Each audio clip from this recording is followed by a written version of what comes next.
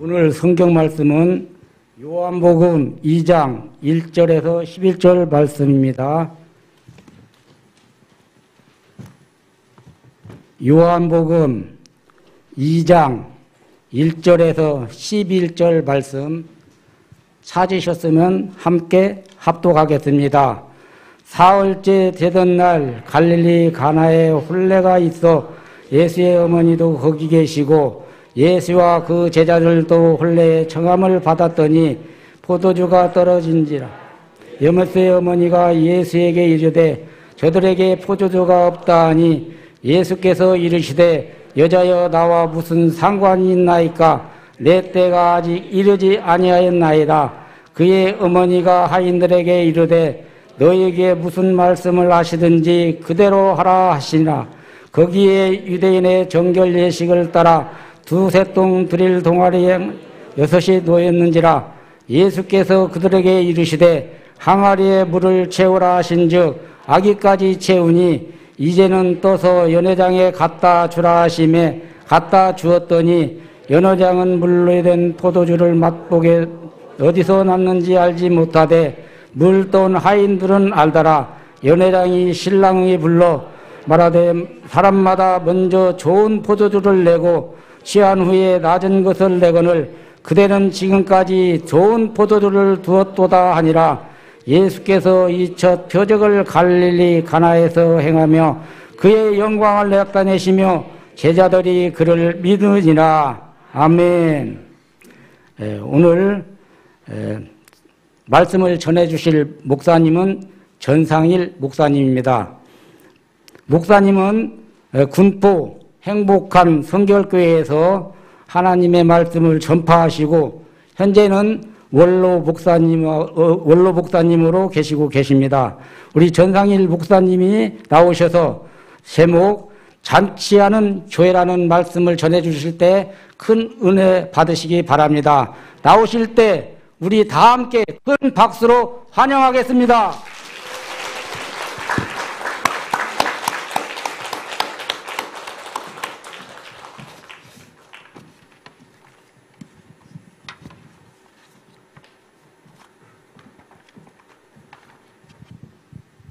할렐루야.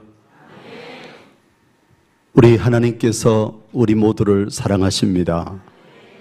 또 하나님께서 예배드리는 이 현장에 우리와 함께 계시는 줄로 믿습니다. 우리 옆 사람에게 주님 이름으로 사랑합니다. 축복합니다. 또 한 번 더 할까요? 집사님이 제 곁에 앉아주셔서 영광입니다 하고 인사 나누시기 바랍니다.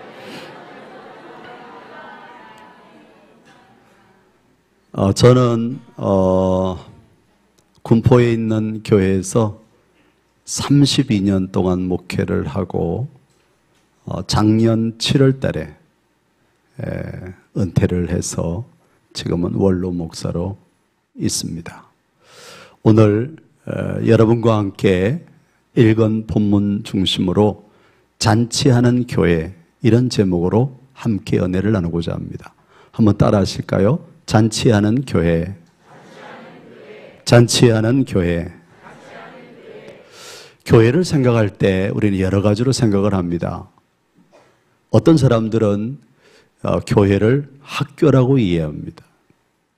또 어떤 사람들은 교회를 병원이라고 이해하기도 합니다. 훈련을 강조하는 교회에서는 교회는 군대다. 강한 용사를 길러내야 된다. 이렇게 말하기도 합니다. 그런데 저는 32년 동안 목회를 마치고 정리된 생각은 교회는 잔치집이다. 그런 정리를 해보았습니다. 왜냐하면 성경이 천국을 잔치하는 곳으로 묘사하기 때문입니다. 그리고 교회는 천국의 그림자거든요.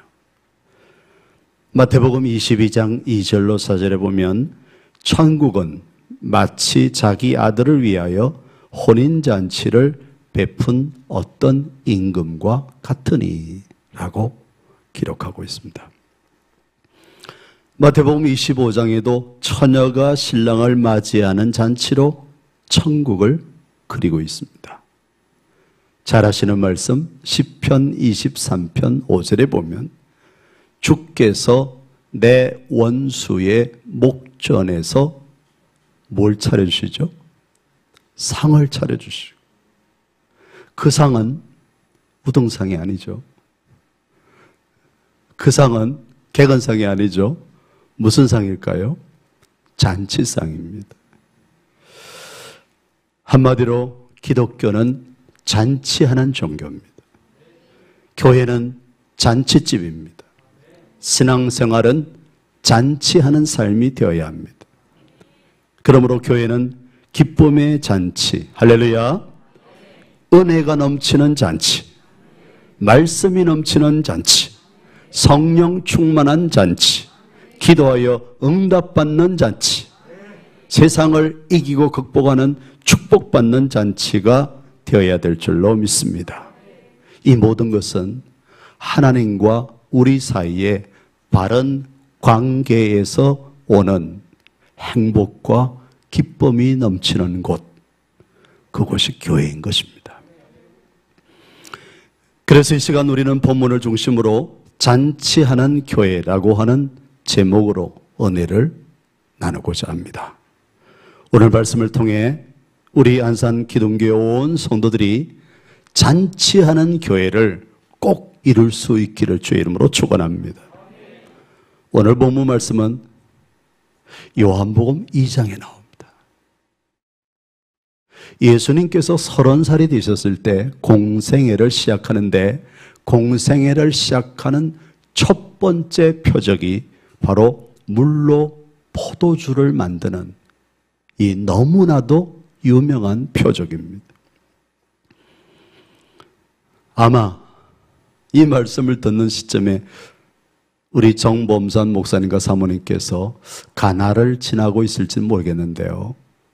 갈릴리 가나는 나사렛에서 북동쪽으로 6km, 그러니까 한 15리 정도 떨어져 있는 작은 마을입니다. 예수님께서 그곳에서 물이 변하여 포도주가 되게 하는 이 표적이 없었더라면 그 어느 누구도 성지순례 때 그곳을 방문할 일이 없는 초라하고 평범한 작은 마을입니다. 그런데 그곳에서 결혼잔치가 열렸습니다. 예수님과 어머니 마리아와 그리고 제자들이 초대를 받았습니다. 그러고 보니 아마도 그 집은 예수님의 어머니 마리아와 아주 가까운 혈육관계인 것 같습니다. 실제 어떤 고대 문서에서는 그 혼례잔치의 신랑은 요한이다. 그리고 요한의 어머니, 그는 마리아의 여동생인 살로메이다 라고 직접 언급하고 있습니다. 그 당시 유대 혼인잔치는 동네잔치로 열렸습니다. 그리고 멀리에서도 혈육들은 찾아와서 축하를 해 주었고요.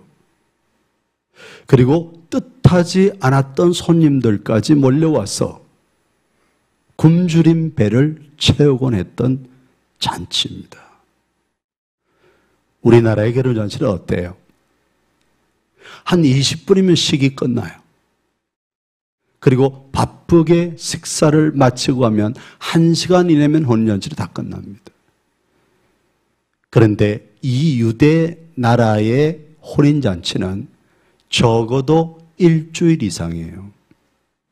일주일에서 2주일까지 가는 혼례잔치도 있었습니다.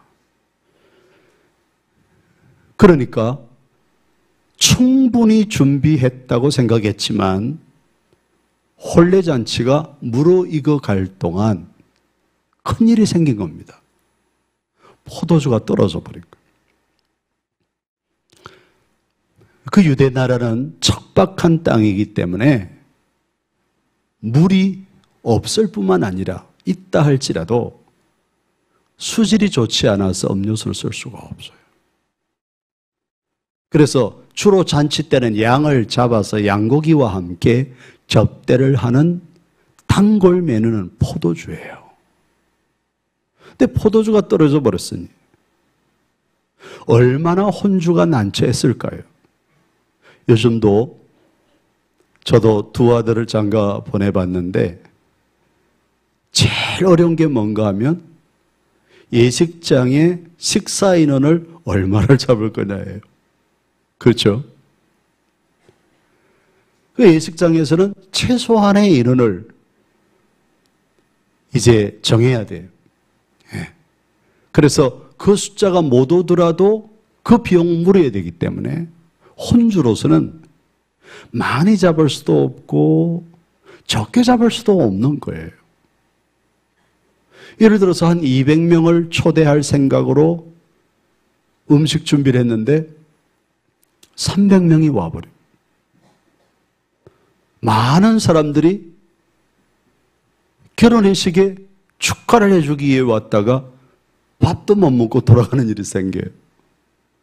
그러면 밥도 못 먹고 가는 그분들이 뭐라 그럴까요? 이 잔치는 엉망진창이 되어버리는 거예요. 그러니까 이 유대 혼인잔치에 포도주가 떨어졌다는 것은 말로 다 할 수 없는 큰 일이 생긴 거예요. 그래서 마리아가 예수님께 그 사실을 알리고 예수님은 항아리 물을 채우라 하시고 물이 변하여 포도주가 되게 함으로써 그 잔치가 잘 끝난 이야기예요. 오늘 저는 이 본문을 통해서 우리가 잔치하는 교회 그리고 잔치하는 인생이 되기 위해서 몇 가지 알아야 할 사실을 이 본문에서 묵상해 보고자 합니다. 먼저 이 사건을 통해서 예수 없는 인생은 헛되고 헛되다라고 하는 사실을 깨닫게 됩니다. 혼인잔치가 한창 무르익어갈 때 오늘 본문 3절에 보면 뭐가 떨어진지라 그랬어요? 포도주가 떨어진지라 그랬습니다. 정말 난감한 일이 생긴 거죠. 여기서 중요한 것은 우리가 인생을 살아가면서 아무리 철저하게 그리고 심혈을 기울여서 잔치를 준비했다 할지라도 뜻하지 않는 사건과 사고가 생기게 된다는 것입니다. 하나님 없이 잘 되는 것 같아도 나중에 가보면 계산착오가 일어납니다. 그리고 이것저것 안 되고 그리고 서로 문제들이 엉키고 모자라서 당혹한 일을 당하는 일들이 한두 가지가 아닙니다. 소원대로 뜻대로 다 이루어져서 떵떵거리고 산다 할지라도 예수님이 그 인생에 없다면 아무것도 아닙니다. 포도주가 떨어졌을 때 예수님께서 급히 달려가서 예수님께 도움을 구했던 것처럼 우리 인생에도 예수님을 반드시 찾아야 될 줄로 믿습니다. 요한일서 5장 12절에 아들이 있는 자에게는 생명이 있고 하나님의 아들이 없는 자에게는 생명이 없느니라고 말했습니다. 바로 예수님 안에 생명이 있기 때문입니다. 얼핏 보면 예수 있는 사람이나 예수 없는 사람이 큰 차이가 없이 보여요. 예수 있는 사람도 예수 없는 사람도 겉보기에는 잘생겼고 키가 늘씬하고 피부 색깔이 뽀얗고 눈이 시원하게 뚫려 있고 여러분, 같은 계란이라도 유정란이 있고 무정란이 있습니다. 무정란은 아무리 두어도 계란 그대로를, 그리고 그 계란은 말라버리고 부패해버릴 수밖에 없습니다. 그러나 유정란은 적당한 온도를 맞추어서 그리고 담요로 덮어주면 그 속에 생명이 있기 때문에 껍질을 깨고 나와서 비약비약 하면서 돌아다니는 병아리가 된다는 것입니다. 여러분, 예수 믿는 사람과 믿지 않는 사람의 차이가 겉으로 보기에는 별로 차이가 없어요. 저 사람 옷 잘 입었네. 저 사람 키 크네. 저 사람 좋은 자동차 타네. 저 사람 좋은 집에 사네. 여러분, 사람은 그렇게 겉보기에 그 사람을 평가할 수가 없습니다. 중요한 것은 그 사람 속에 예수님이 계시느냐, 계시지 않느냐에 달려있는 것입니다. 예수는 생명입니다. 그러므로 예수님을 우리 마음속에 모셨다는 것은 하늘로부터 온 생명이 우리에게 있다는 것을 의미합니다. 헛되고 헛된 세상이지만 예수님을 모심으로 영생을 누리는 우리 기독교의 온 성도들이 되시기를 주의 이름으로 축원합니다. 그런데 우리가 여기서 알아야 할 사실이 하나 있습니다. 똑같이 예수님을 모시고 있는 인생이라도 영적 차원이 다른 아주 중요한 비밀 하나가 있습니다. 19세기에 해가 지지 않는 영국을 만들었던 빅토리아 여왕은 이따금씩 예기치 않게 가난한 집을 방문하곤 했습니다. 하루는 믿음이 아주 좋기로 유명한 한 성도의 집을 방문했습니다. 그리고 그의 믿음을 시험해 볼 심산으로 질문을 했습니다. 당신의 집을 방문했던 사람들 중에 가장 존귀한 분은 누구십니까? 라고 물었습니다. 그때 그 여성도는 지체하지 않고 바로 여왕이십니다. 여왕은 실망을 했습니다. 아니, 그렇게 신앙 좋다고 소문이 난 이분이 어떻게 나를 가장 존귀한 손님이라고 하는가? 그래서 여왕이 묻습니다. 혹시 예수님 아니시고요? 라고 물었습니다. 그때 그 여성도는 이렇게 대답을 했다고 합니다. 아닙니다. 예수님은 저에게 손님이 아닙니다. 그분은 항상 저와 함께 여기에 살고 계시는 주인이십니다. 이 말을 듣고 여왕은 깊은 감화와 감동을 받았다고 합니다. 무슨 이야기일까요? 예수님을 모시고 있어도 어떤 사람들은 손님처럼 취급을 합니다. 또 어떤 사람은 주인으로 모신다는 말씀입니다. 이 둘 사이에는 엄청난 차이가 있습니다. 오늘 본문을 보면 처음에는 예수님이 손님으로 등장합니다. 본문 2절에 예수와 그 제자들도 혼례청함을 받았더니, 그렇죠. 예수님과 마리아와 또 제자들은 다 손님으로 초대를 받았어요. 여러분, 손님으로 초대를 받았을 때는 그 손님은 가만히 주인이 대해주시는 대로, 대접해 주시는 대로 받을 뿐입니다. 그런 가운데 포도주가 떨어졌습니다. 모친 마리아께서 예수님께 도움을 요청했습니다. 그때 예수님의 반응을 본문 4절입니다. 같이 읽어보실까요? 여자여 나와 무슨 상관이 있나이까? 내 때가 아직 이러지 아니했나요? 아니, 여기 보니까 어머니를 보고 뭐래요? 여자여. 우리나라 성경어로 읽으면 반말 같기도 하고 엄마를 함부로 대하는 막대 먹은 자식처럼 보이는 그런 성경 구절입니다. 그런데 헬라어로 읽으면 이 말은 귀나이라고 하는 말이에요. 한번 따라 보실까요? 귀나이. 귀나이.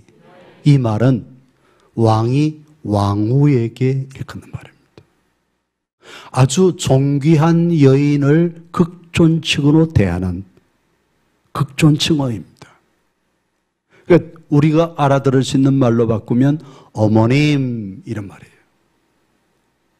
그렇게 어머님을 극존칭으로 대했지만 예수님은 어머님의 요청에 대해서 정중하게 거절했습니다. 뭐라고 거절했죠? 나와 무슨 상관이 있나이까?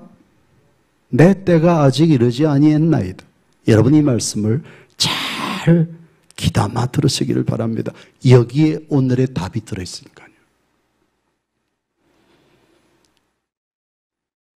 나와 무슨 상관이 있나이까?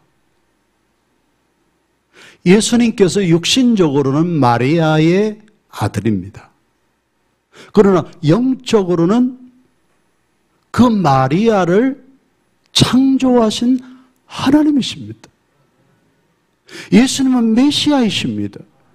구원자이십니다. 주인이십니다.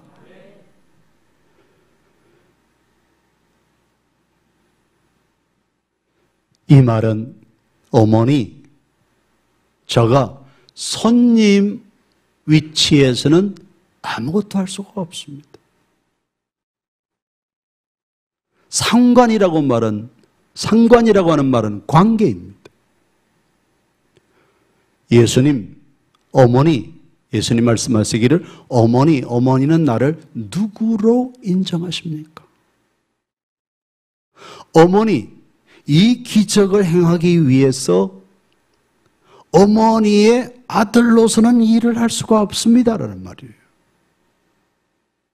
어머니는 자식된 나를 누구로 여깁니까?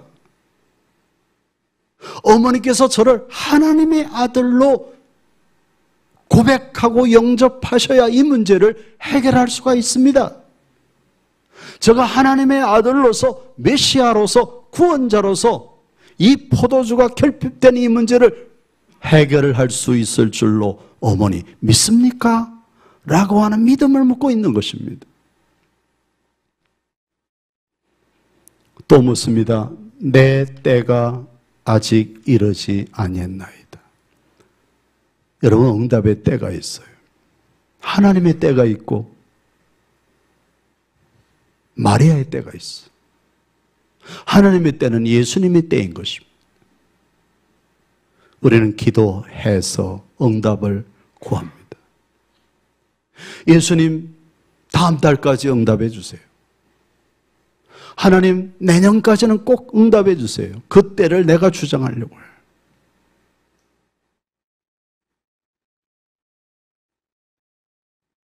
어머니 나와 무슨 상관이 있습니까? 어머니께서 나를 주인으로 영접하지 아니하면 이 기적은 일어나지 않습니다. 내 때가 아직 이르지 아니했나이다. 어머니, 이 때의 문제는 주인에게 달려있는 문제입니다. 어머니께서 아무리 그렇게 말씀하셔도 그 문제는 주인에게 달려있는 문제입니다. 그런 말입니다. 그러므로 예수님의 대답 속에 적혀있는 두 단어를 우리는 유의해서 보아야 합니다. 상관과 때입니다. 첫 번째는 상관입니다. 관계입니다. 여러분, 우리 신앙생활은 종교가 아닙니다. 종교 생활이 아닙니다. 한 번 와서 예배드리고 엉덩이로 도장 찍고 가는 행위가 아닙니다. 관계입니다. 오늘 저와 여러분들은 안산 기둥교회 본당에 오셔서 예배를 드립니다. 우리 예배를 누가 받으십니까? 하나님이 받습니다. 오직 하나님을 예배 중에 온 마음과 뜻과 정성을 다하여서 하나님 앞에 내 마음을 드리는 거예요. 회개할 일 있으면 회개하는 거예요. 기쁨과 감사함으로 예배를 드리는 거예요. 관계인 것입니다. 그 때도 하나님께 달려있는 것입니다. 흔히 많은 성도들이 범하기 쉬운 실수가 그것입니다. 예수님이 주인이신데 내가 주인인 거예요, 여전히. 그리고 예수님을 감동시켜서 내가 필요한 것을 응답받으려고 하는 신앙의 행위를 갖고 있어요. 여러분, 미신이 있고 참신앙이 있습니다. 어떻게 다를까요? 미신은 내가 주인이에요.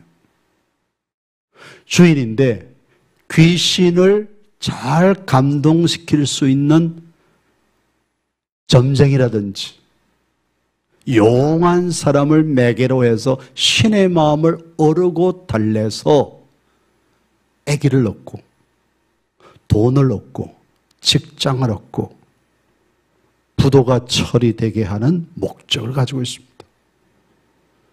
나는 절대 변하지 않죠. 나는 그대로 있어. 이건 미신이에요. 미신적인 신앙이에요. 그러나 참 신앙은 뭘까요? 거룩하신 하나님을 만나는 거예요. 하나님의 아들 예수님을 인격적으로 영접하는 거예요. 그 앞에 무릎 꿇은 나는 한량하기 거지없는 억만 죄인이에요. 죄인 중에 괴수예요. 그래서 그 앞에 무릎을 꿇고 내 죄된 것을 다 드러내고 그리고 예수님 내 주인으로 모시는 것입니다. 그리고 하나님의 뜻대로 내가 변화되는 거예요. 이게 참 신앙이에요. 우리 신앙생활을 하면서 미신적인 신앙이 있을 수도 있고 참 신앙이 있을 수도 있는 것입니다.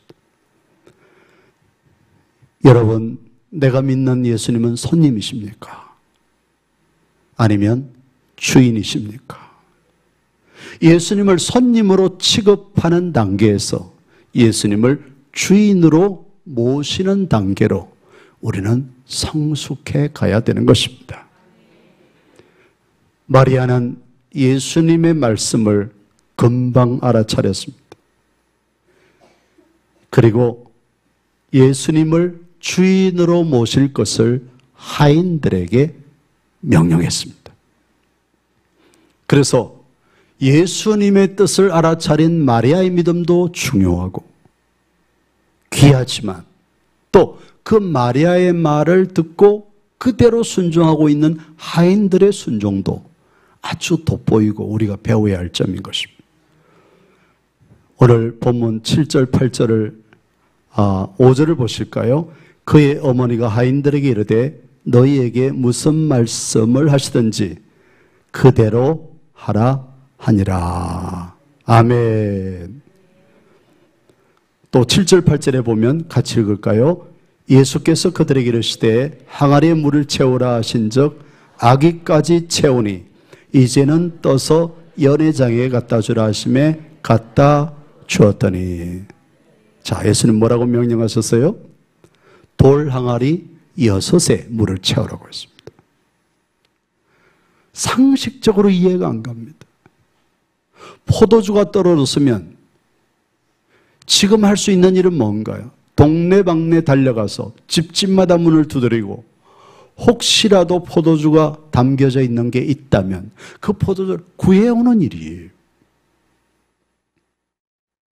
지금 항아리 물을 채워서 뭘 어떻게 하겠다는 거예요? 거기에 뭐 설탕을 타놓고 신화당을 타놓고 마른 포도 가루를 집어넣어서 포도주를 만든다는 거예요. 말이 안 되는 명령을 하고 계시는 거예요. 그러나 어머니 마리아가 종들에게 당부한 내용이 있었어요. 무슨 말씀을 하시든지. 한번 따라해 보실까요? 무슨 말씀을 하시든지. 다시 한번요. 무슨 말씀을 하시든지. 어떻게 하라고요? 그대로 하라. 토달지 말라는 거예요. 그래서 이 하인들이 토달지 아니하고 6 항아리 아기까지 물을 가득 채웠습니다. 그러고 나자 예수님 말씀합니다. 그 물을 이제는 떠다 주어라. 이것도 엉뚱합니다. 여러분, 항아리의 물은 먹는 물이 아닙니다. 항아리의 물은 결례를 위해서 손발 닦는 정결수입니다. 이상한 물을 떠다 주었다가 연회장에게 큰 야단을 맞고 그리고 어려운 일에 봉착할 수 있는 상황이에요. 그러나 어머니의 명령, 무슨 말씀을 하시든지, 무슨 말씀을 하시든지 어떻게 하라? 그대로 하라. 그대로 했을 때 기적이 일어났습니다. 여러분, 이 속에는 예수님이 우리에게 전해주시고자 하는, 예수님께서 그 유대인들에게 전해주시고자 하는 놀라운 비밀이 숨어 있습니다. 돌 항아리 6개는 율법의 관례에 의해서 정결의 식을 위한 물통입니다. 외출하고 돌아와서 식사하기 전에 손발을 닦는 용도입니다. 그들은 생각했습니다. 그렇게 손발을 깨끗하게 닦으면 몸과 마음까지도 정결하게 된다고 그들은 믿었습니다. 그런데 6이라고 하는 숫자는 불완전 숫자입니다. 그 말은 그 정결수로는 사람들 마음속에 묻어있는, 물들어 있는 그 죄악들을 결코 씻을 수가 없다는 겁니다. 예수님은 그 돌 항아리의 물을 씻는 물이 아니고 풍성한 잔치를 누릴 수 있는 포도주로 바꾸셨습니다. 이것은 인간의 죄를 해결하고 변화시켜서 풍성한 새 생명을 주시는 분은 오직 예수밖에 없다는 사실을 가르쳐주고 있는 거예요. 할렐루야. 아무 맛도 향기도 없는 손 씻는 물 같던 유대교가 예수님을 주인으로 모시는 순간 맛과 향을 갖춘 극상품의 포도주와 같은 신앙으로 바뀌게 된다는 복음의 이야기예요. 할렐루야. 여기서 우리는 예수님을 주인으로 모시는 신앙의 핵심은 바로 순종임을 알 수 있습니다. 순종할 때 기적이 나타납니다. 무슨 말씀을 하시든지 그대로 하라고 하는 명령을 따라 순종할 때 기적이 일어납니다. 그런데 순종이 참 어렵습니다. 일어날 것을 미리 보여주면 순종할 수 있을 텐데 주님은 언제나 그렇게 말씀하세요. 자, 나사로가 죽었습니다. 베다니 예수님께서 나흘 후에 도착하셨어요. 마르다 마리아가 왜 이제 왔느냐고 투정을 부립니다. 그때 예수님께서 하신 유명한 말씀이 있습니다. 내 말이 내가 믿으면 하나님의 영광을 보리라. 할렐루야. 한번 따라해 보실까요? 내가 믿으면 하나님의 영광을 보리라. 다시 한번요. 내가 믿으면 하나님의 영광을 보리라. 하나님의 영광을 보면 믿겠다고 하는 사람들이 세상 사람들이. 여러분, 스위치를 다 내리면 마이크도 음이 나갈 거예요. 이 본당을 환하게 비추고 있는 불들도 다 나갈 거예요. 스위치를 올렸기 때문에 전원이 들어오고 전구들이 빛을 발하고 있는 것입니다. 여러분, 우리는 믿음의 스위치를 올려야 됩니다. 믿음의 스위치를 올릴 때 빛의 역사가 나타나는 거예요.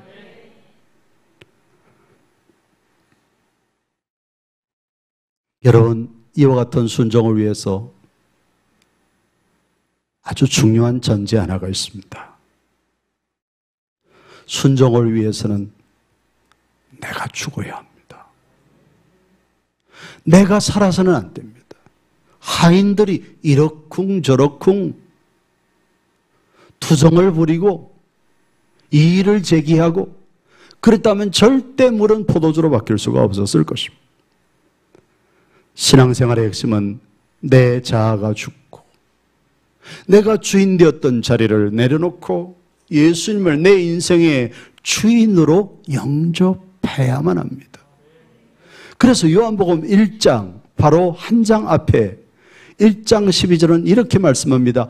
영접하는 자, 곧 그 이름을 믿는 자들에게는 하나님의 자녀가 되는 권세를 주셨으니. 할렐루야. 여러분, 누가 하나님의 자녀의 권세를 가질 자입니까? 교회를 잘 다니는 자입니까? 주일 성수와 11조 생활을 철저하게 잘하는 사람입니까? 전도를 많이 하는 사람입니까? 교회 봉사와 찬양 사역이나 이런 것들을 잘하는 사람입니까? 그렇지 않습니다. 그런 것을 다 잘한다 할지라도 이 요한복음 1장 12절 말씀, 영접하는 자, 곧 그 이름을 믿는 자가 아니라 하나님 자녀가 아닌 거예요. 이것이 신앙의 본질입니다. 그런데 안타깝게도 교회 안에는 그런 성도들이 참 많습니다. 여전히 자기가 주인입니다. 목소리가 큽니다. 자기를 포기하지 않습니다. 자기 주장에 연함이 없습니다. 핏대를 올립니다.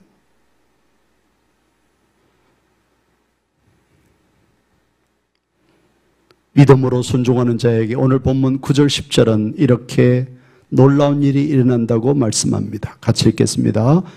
연회장은 물로 된 포도주를 맛보고도 어디서 났는지 알지 못하되 물도온 하인들은 알더라. 연회장이 신랑을 불러 말하되 사람마다 먼저 좋은 포도주를 내고 취한 후에 낮은 것을 내거늘 그대는 지금까지 좋은 포도주를 뒀도다 하니라. 아멘.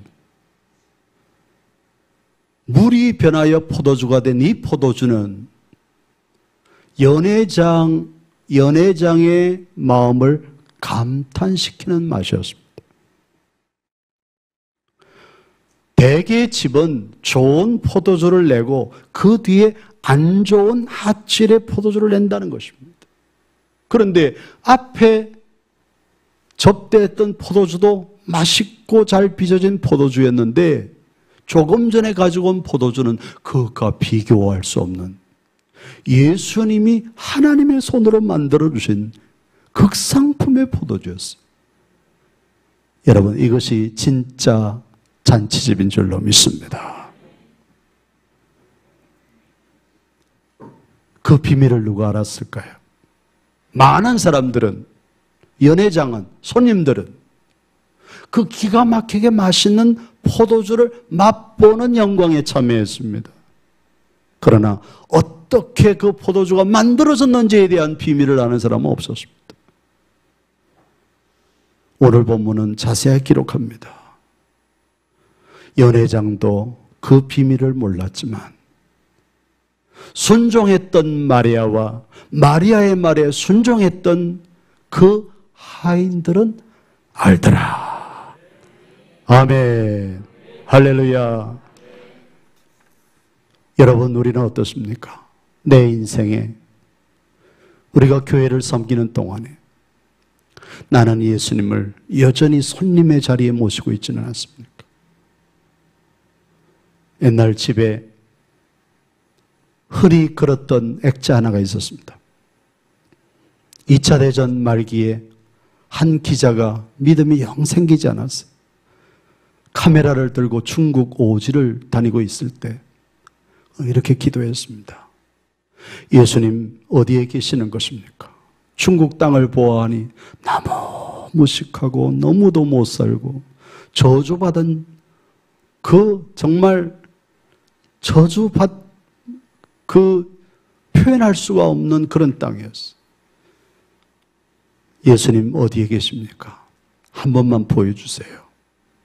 그러고서 카메라를 들고 메고 말을 타고 터벅터벅 가는데 이제 아마 이때쯤 됐나 봐요. 눈이 녹아서 들판은 막 눈이 남아있기도 하고 녹기도 하고 갑자기 음성이 한마디 들려옵니다. 말에서 내려서 이 눈 녹고 있는 들판을 찍어라. 찍었어요. 집에 와서 현상을 해보았더니 깜짝 놀랄 일이 생겼어요. 그 사진 속에 인자하신 예수님이 담겨 있는 거예요. 그걸 액자에 걸었죠. 그리스도는 이 집의 주인이시요. 보이지 않는 손님이시요. 모든 대화에 우리의 대화를 들으시는 분이시다. 거기 보면 한 가지 아쉬운 것. 주인이고 손님이라고 돼 있는데 손님 아니에요. 예수님은 주인이십니다. 할렐루야. 오늘 말씀을 마무리하면서 이 가나 혼인잔치집의 기적에 열쇠가 있습니다. 한 사람의 믿음, 마리아의 믿음입니다. 한 사람의 믿음만으로 이 역사가 일어나지 않았습니다. 그 한 사람의 믿음을 그대로 전수받아 뭐라고 말씀하시든지 그대로 순종하라고 명령하는 마리아의 말을 그대로 순종했던 하인들의 순종이 있었기 때문에 이 기적은 일어났습니다. 오늘날 우리 안산기둥교회도 똑같이 적용된다고 봅니다. 우리 정범산 하나님이 세우신 목사님의 믿음과 비전에 더하여 장로님과 권사님과 집사님들, 청년들 모두가 순종으로 화합하여 믿음으로 화합하여 나갈 때 아름다운 교회가 세워질 수 있습니다. 하인들이 말도 안 되는 하인들의 말을 듣고 마리아의 말을 듣고 순종했듯이 그렇게 순종하는 안산기둥교회가 되시기를 주의 이름으로 축원합니다. 코로나19로 모두가 힘들어하던 시기에 2년 전에 여러분들은 큰일을 하셨습니다. 이 아름다운 성전을 지어서 하나님께 봉헌을 했습니다. 저는 감동을 받았습니다. 참 큰 감동이었습니다. 하나님께서 여러분의 사업을 축복하실 줄로 믿습니다. 자녀들도 축복하실 줄로 믿습니다. 우리 성도들의 영육간에 놀라운 복을 주실 줄로 믿습니다. 한 가지 기억할 게 있어요. 저도 목회하면서 그런 기쁨을 맛보았지만 그 기쁨이 오래가지는 않습니다.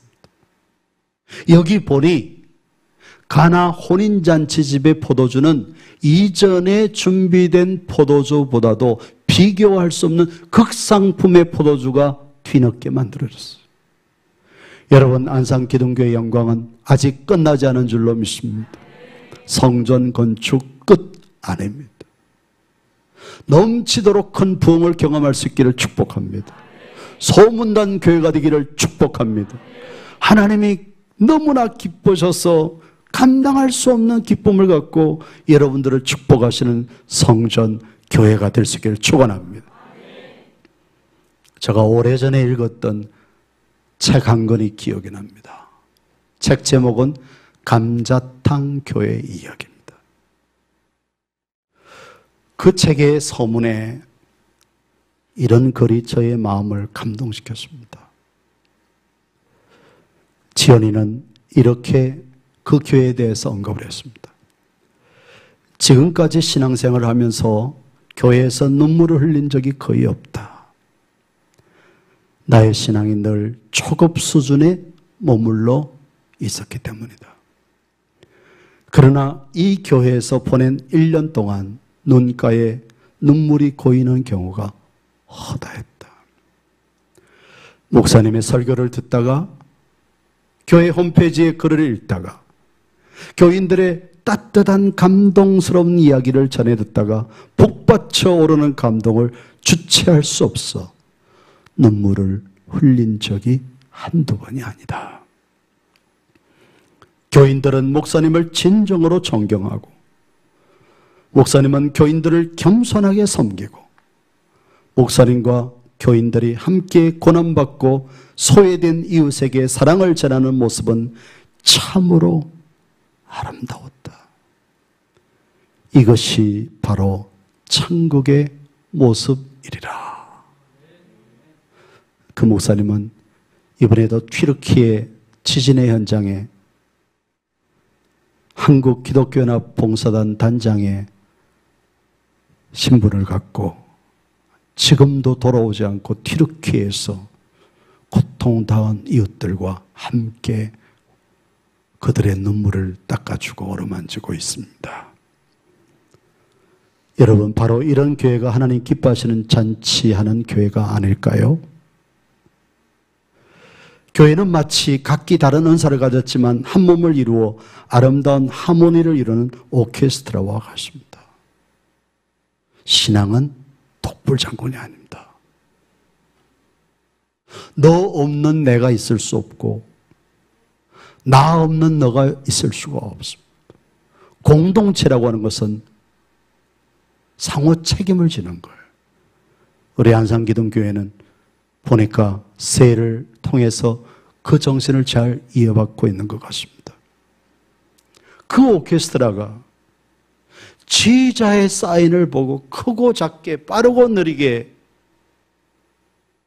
그 모든 호흡을 하나로 모을 때 기가 막힌 하모니를 이뤄낼 수가 있습니다. 어떤 악기를 연주하는 바이올리니스트가 자기 잘한다고 소리를 높이거나 피아노가, 기타가, 드럼이 지휘자의 의도와는 다르게 소리를 낸다면 그것은 하모니가 아니고 화음이 아니라 소음인 거예요.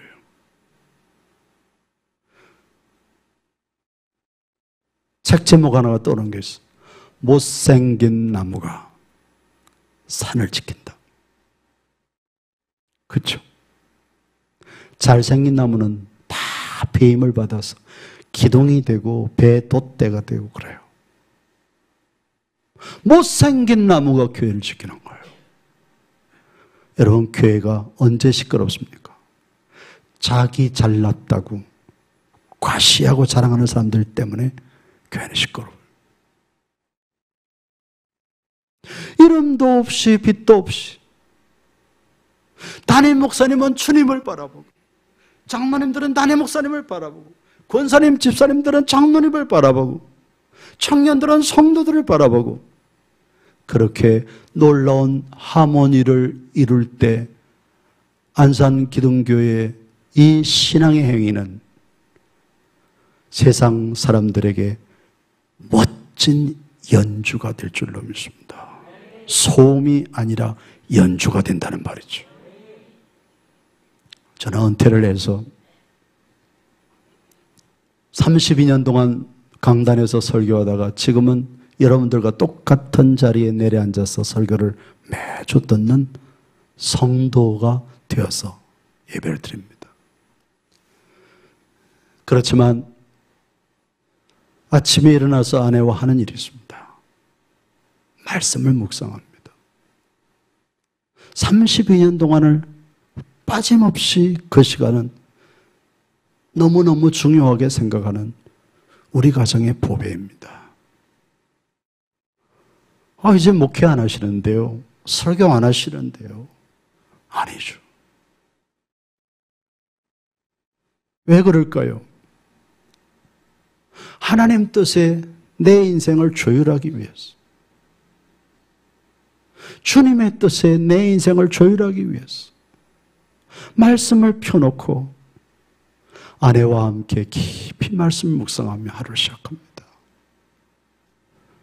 여러분, 우리 안산기동교회 온 성도들이 정말 주님 보실 때 멋진 연주를 하는 아름다운 교회, 주님 기뻐하시는 교회, 잔치하는 교회가 될 수 있기를 축원합니다.